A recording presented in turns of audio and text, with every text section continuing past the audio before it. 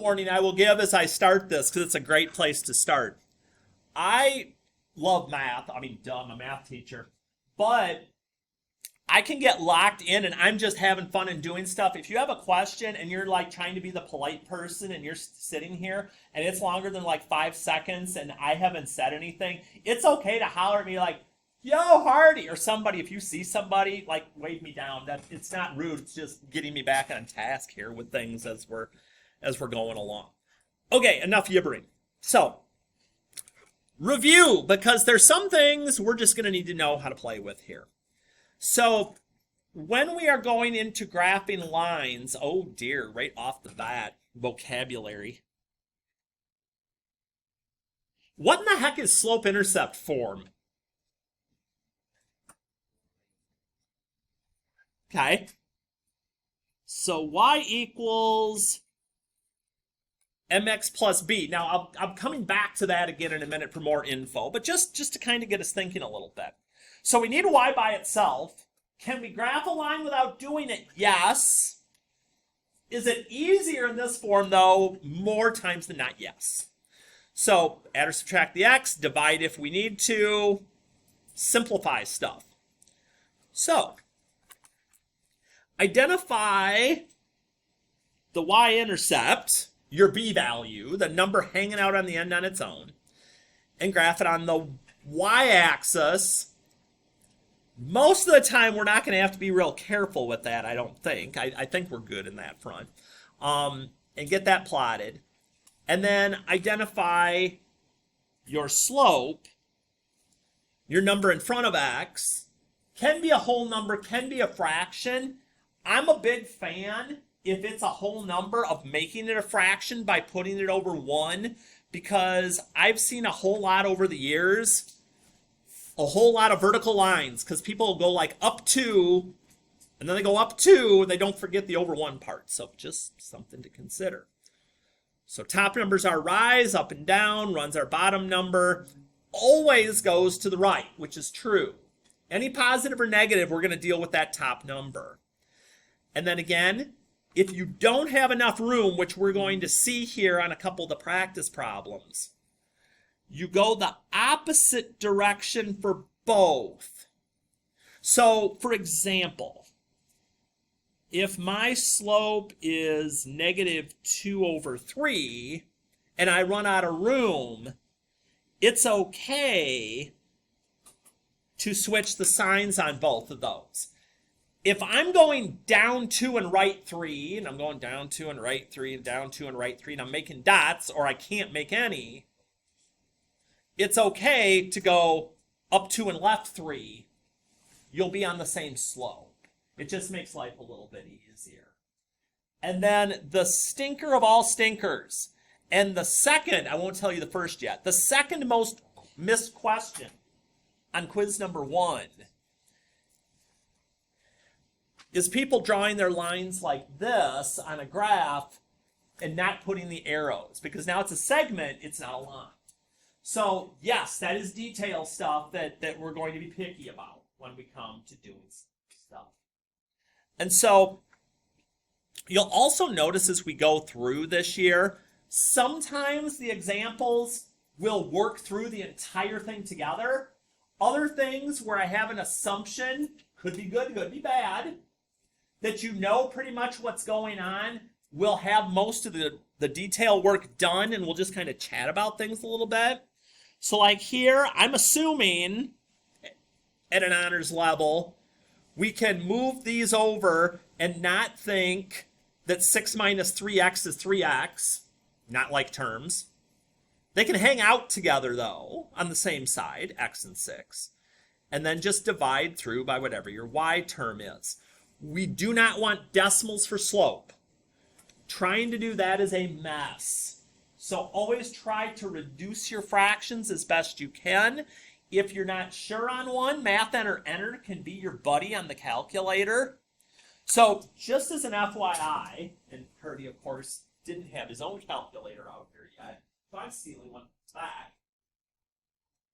Is people watching this later going, he's disappeared.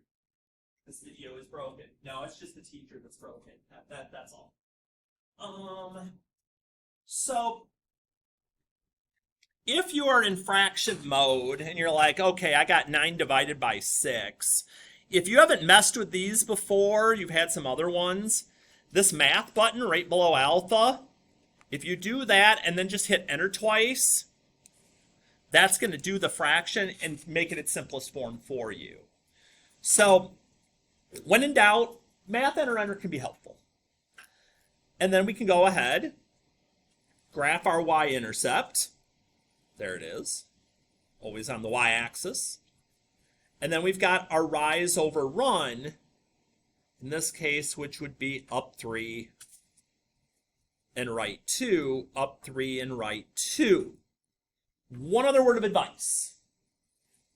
When you're doing these, when you're graphing lines, I always tell people graph at least 3 dots.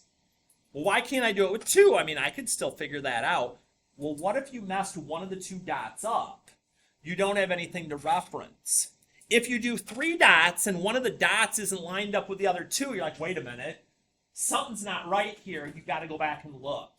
So whenever possible, try. Hi. Sure. Sure. And connect your dots, okay? Am I this big of a stickler that if, you're not using a straight edge and it gets a little wiggly? No, I'm not that worried about it. I mean, if it looks like, I don't know, a curvy road or something, maybe. But for the most part, if you've got that, you're good. And the only other thing, and you're going to have survived lesson number 1 already, you're like, seriously? Yeah, that's going to be it, is if you have a situation where you don't have both x and y. We can't do slope-intercept form then because we need x and y to do that. So if it's just y or just x and a number, here's the thing to remember. If it's y, here's your y-axis. You just go on the y-axis to where that number is. And the only way that y is always going to equal 3, y equals 3 over here. Yes, x changed in value, but y hasn't. Over here, okay, x changed, but y is still 3. So that's why whenever we're doing y equals numbers, it's always horizontal. And if it's x equals in a number, okay, x is 3 right here, x is 3 here, x is 3 down here. Y is changing, but x isn't. Anywhere along this line, x equals 3. So anytime we get x equals, that's going to be a vertical line. Okay? Now, will it stay this simple the whole year? No.